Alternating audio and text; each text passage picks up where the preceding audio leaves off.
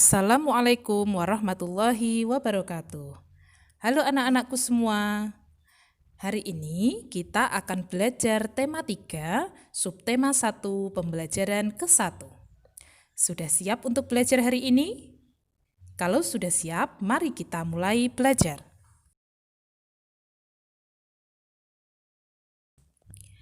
Perhatikan gambar yang ada di hadapan kalian.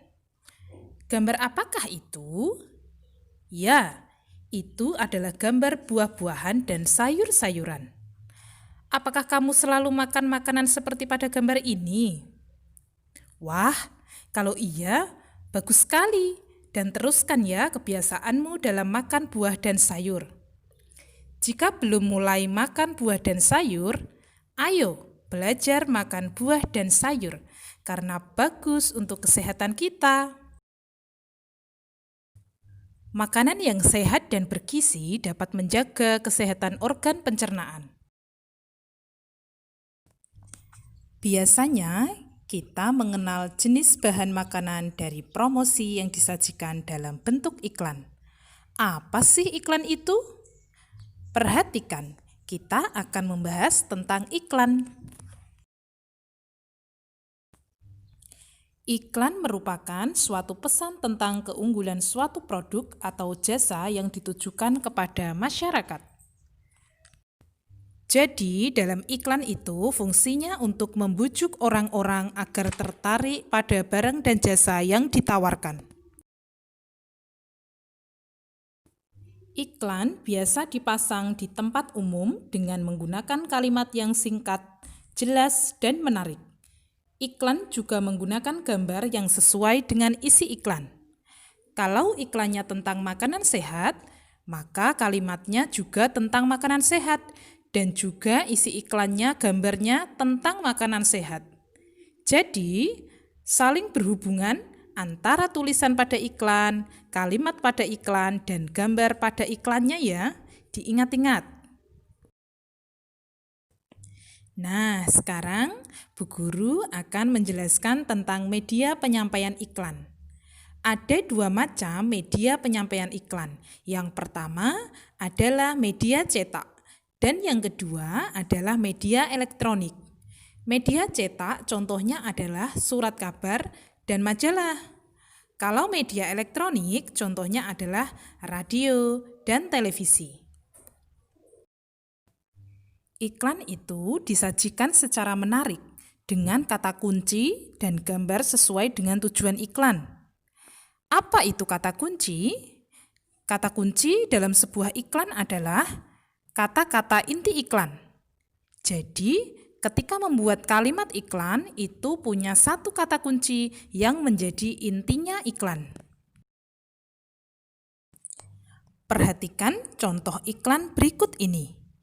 Nah, di sini ada sebuah iklan yang bergambar anak dengan kalimat, makanan sehat dan bergizi penting untuk pertumbuhan otak anak Anda.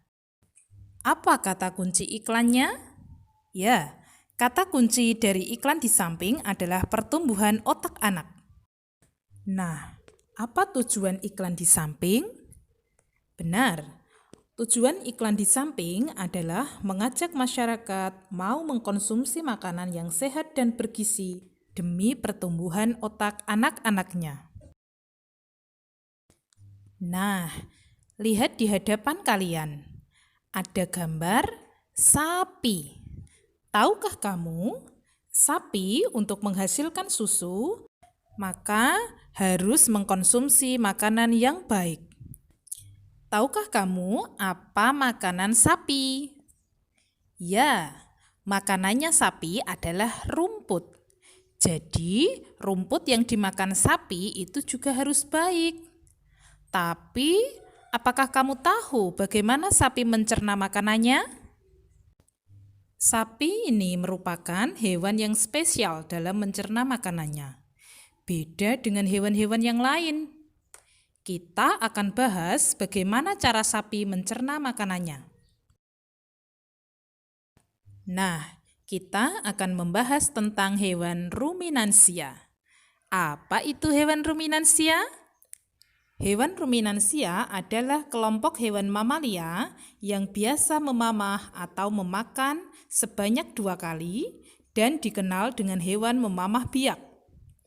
Pada hewan ruminansia terdapat 4 bagian lambung dengan fungsi yang spesifik. Kemudian, apa saja hewan ruminansia itu? Contohnya adalah sapi, kerbau, rusa, domba, kambing, dan kijang. Itu semua termasuk contoh hewan ruminansia. Jadi, hewan ruminansia ini memiliki cara makan yang berbeda, cara pengolahan makanan yang berbeda pula dengan hewan mamalia lain. Mengapa berbeda? Karena punya 4 bagian lambung dengan fungsi yang spesifik. Sementara hewan mamalia lain hanya memiliki 1 bagian lambung. Apa saja bagian lambung pada sapi? Nah, ini adalah gambar sapi dengan organ pencernaannya. Perhatikan baik-baik. Pertama, sapi makan rumput masuk melalui mulut.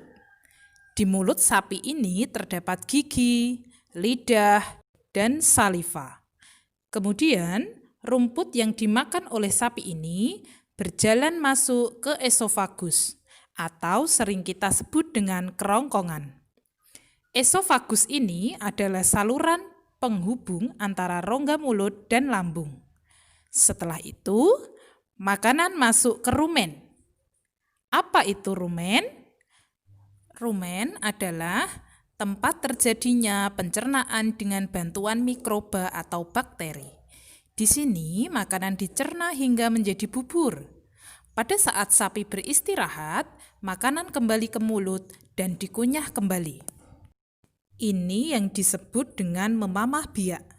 Jadi, ketika sapi makan rumput, masuk ke rumen. Nah, di rumen ini setelah rumput dicerna, balik lagi dia ke mulut.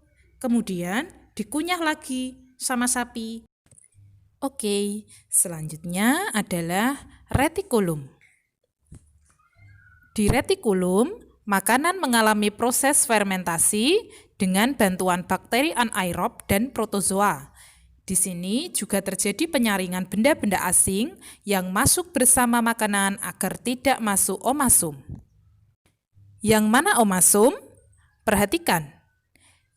Di omasum, makanan dicerna dengan bantuan enzim pencernaan. Kemudian setelah omasum, ada abomasum. Abomasum inilah yang disebut dengan perut sebenarnya pada sapi. Jadi, di abomasum, makanan dicerna dengan bantuan enzim pencernaan. Sehingga 4 bagian lambung pada hewan ruminansia adalah rumen, retikulum, omasum, dan abomasum. Ini yang membedakan antara hewan ruminansia dengan hewan mamalia lain. Nah, setelah dari abomasum, makanan masuk ke usus. Nah, di usus ini panjangnya bisa sampai 40 meter loh pada sapi dewasa ya. Dan di dalam usus juga terjadi penyerapan makanan dan juga fermentasi. Setelah makanan diserap, sisa-sisanya berupa feses akan keluar melalui anus. Jadi, ini adalah bagian-bagian pada pencernaan hewan ruminansia. Sekarang, perhatikan alur pencernaan pada hewan ruminansia. Pertama, makanan masuk melalui mulut. Kemudian ke esofagus. Dari esofagus ke rumen atau disebut dengan perut besar. Dari rumen, balik lagi ke mulut untuk dikunyah lagi oleh hewan ruminansia. Contohnya adalah oleh sapi. Balik lagi ke mulut, dikunyah oleh sapi ketika beristirahat atau disebut dengan memamah biak. Dari mulut, ini makanan yang sudah dimamah biak sebanyak 2 kali, kemudian masuk ke retikulum atau biasa disebut dengan perut jala. Dari retikulum, kemudian masuk ke omasum. Selanjutnya adalah ke abomasum. Dari abomasum kemudian ke usus, dan setelah dari usus, sisa-sisa makanannya akan dikeluarkan melalui anus. Ibu ulangi lagi ya prosesnya. Makanan yang masuk melalui mulut, kemudian dilanjutkan ke esofagus. Selanjutnya masuk ke rumen atau perut besar, dan kembali lagi ke mulut untuk dimamah biak. Setelah itu, baru makanan masuk ke retikulum atau perut jala, dilanjutkan ke bagian omasum atau perut kitab, kemudian masuk lagi ke abomasum atau perut masam, dilanjutkan ke bagian usus, dan terakhir adalah bagian anus. Baik anak-anak, cukup sekian ya penjelasan Ibu kali ini. Semoga kalian dapat paham dan mengerti. Terima kasih anak-anak semua. Sampai jumpa lagi. Wassalamualaikum warahmatullahi wabarakatuh.